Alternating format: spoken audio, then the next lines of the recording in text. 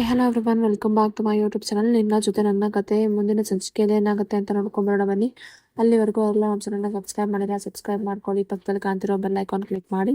ಈ ಕಡೆ ಶುರುವಿನಲ್ಲಿ ಅಪೇಕ್ಷಾಗೆ duet song dance ಆಡ್ತಿರೋದು Bhoomika ಮತ್ತೆ ಅಜಿತ್ದು ಕನ್ಸ್ ಕಾಣ್ತಿರುತ್ತೆ. ಚೇತು ಇವರಿಬ್ರು ಈ ತರ ಡುಯೆಟ್ ಸಾಂಗ್ ಡ್ಯಾನ್ಸ್ ಆಡ್ತಿದಾರ, ಈ ತರ ಕನ್ಸ್ ನಂಗೆ ಯಾವಾಗ್ಲೂ ಬೀಳ್ಲೇಬಾರ್ದು ಅಂತ. ಆಗ ದೇವಯಾನಿ ಯಾಕೆ ಅಪೇಕ್ಷಾ ಒಬ್ಬೊಬ್ಳೆ ಮಾತಾಡ್ಕೊಂತಿದ್ಯಾ ಅಂತ ಕೇಳ್ತಾರೆ.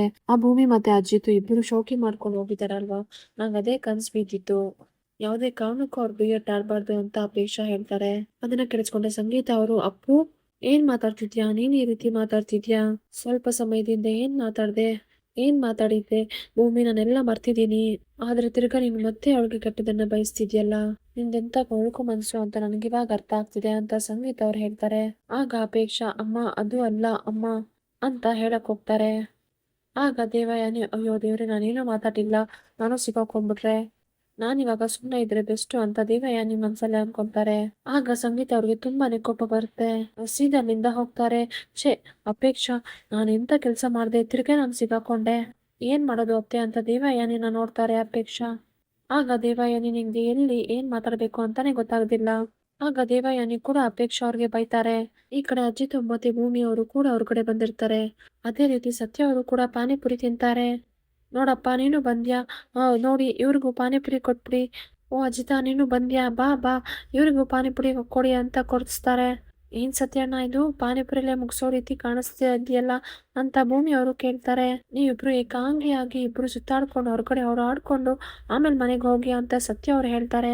ಏನೇ ಇದ್ರು ನನಗೆ ಕಾಲ್ ಮಾಡೋ ಅಂತ ಸತ್ಯ ಅವರು ಹೇಳ್ಬಿಟ್ಟು ಅಲ್ಲಿಂದ ಹೋಗ್ತಾರೆ. ಆಗ ಅಜಿತ್ ಅವರು ಒಂದು ಪ್ಲೇಟ್ ಪಾನಿಪುರಿ ಇಸ್ಕೊಂಡು, ತಗೋ ಭೂಮಿ ತಿನ್ನು ಅಂತ ಭೂಮಿಗೆ ತಿನ್ನಿಸ್ತಾರೆ.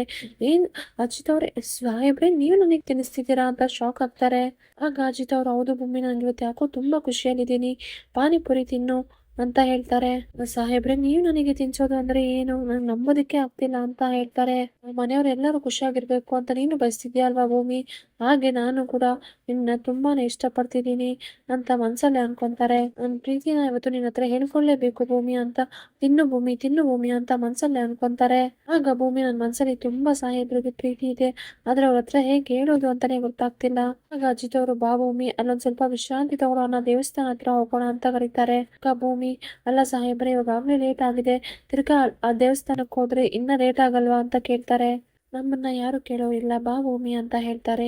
ಇಲ್ಲ ಸಾಹೇಬ್ರೆ ಅಲ್ಲಿ ತುಂಬಾ ಕತ್ಲೆ ಇದೆ, ಹೇಗ್ ಹೋಗೋದು ಅಂತ ಕೇಳ್ತಾರೆ. ಆಗ ಭೂಮಿ, ಸಾಹೇಬ್ರೆ ಇಲ್ಲಿ ಯಾರು ಇಲ್ಲ ಅಂತ ನೀವು ನಂಗೆ. ಆಗ ಅಜಿತ್ ಅವರು, ಏನ್ ಹೇಳ್ತಿದ್ಯಾ, ಮೆಂಟಲ್ ನಿಂಗೇನಾದ್ರು ತಲೆ ಕೆಟ್ಟಿದ್ಯಾ ಅಂತ ಅಜಿತ್ ಅವ್ರು ಹೇಳ್ತಾರೆ.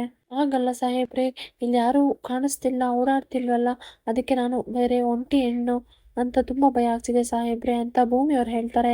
ಆಗ ಅಜಿತ್ ಅವರು, ಮೆಂಟಲ್ ತರ ಮಾತಾಡ್ಬೇಡ ಅಂತ ಹೇಳ್ತಾರೆ. ಹೌದಲ್ವಾ, ನೀವು ಯಾವಾಗ್ಲೂ ಮನೆಯಲ್ಲಿ ತಪ್ಪಿಸ್ಕೊಳ್ತಿದ್ದೆ, ಮನೆಯಲ್ಲಿ ಮುದ್ ಕೇಳಿದ್ರೆ ನೀನ್ ಕೊಡ್ತಿರ್ಲಿಲ್ಲ, ಯಾವಾಗ್ಲೂ ತಪ್ಪಿಸ್ಕೊಳ್ತಿದ್ದೆ, ಆದ್ರೆ ಇವಾಗ ನೀನ್ ಕೊಡ್ಬೋದಲ್ವಾ, ಪರವಾಗಿಲ್ಲ ಬಿಡು, ನೀನಾಗೆ ನೀನೇ ನೆನ್ಪು ಮಾಡಿದ್ಯಾ, ಆದ್ರೆ ನಾನು ನಿನ್ಗೆ ಮುದ್ ಕೊಡ್ತೀನಿ ಬಿಡು.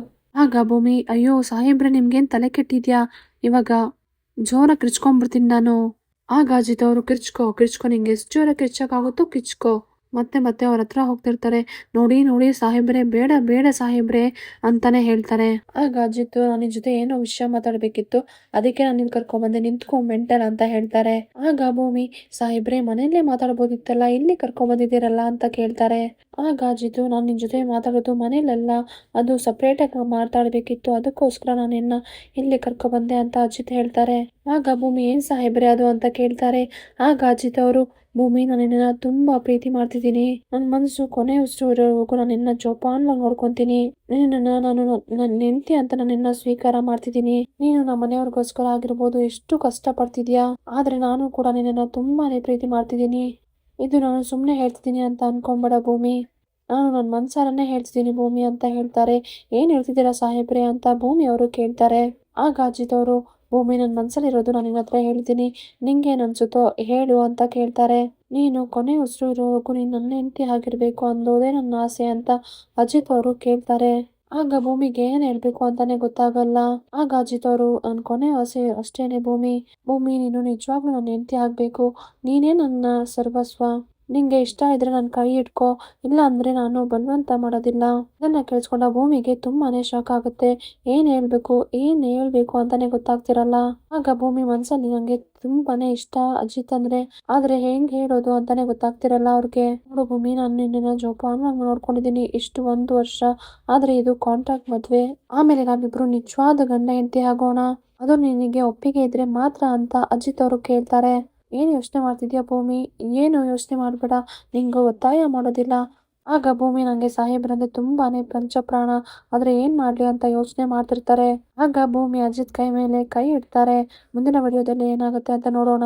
ಅಲ್ಲಿವರೆಗೂ ಯಾರೆಲ್ಲ ನಮ್ಮ ಚಾನಲ್ನ ಸಬ್ಸ್ಕ್ರೈಬ್ ಮಾಡಿಲ್ಲ ಸಬ್ಸ್ಕ್ರೈಬ್ ಮಾಡ್ಕೊಳ್ಳಿ, ಪಕ್ಕದಲ್ಲಿ ಕಾಣ್ತಿರೋ ಬೆಲ್ ಐಕಾನ್ ಕ್ಲಿಕ್ ಮಾಡಿ.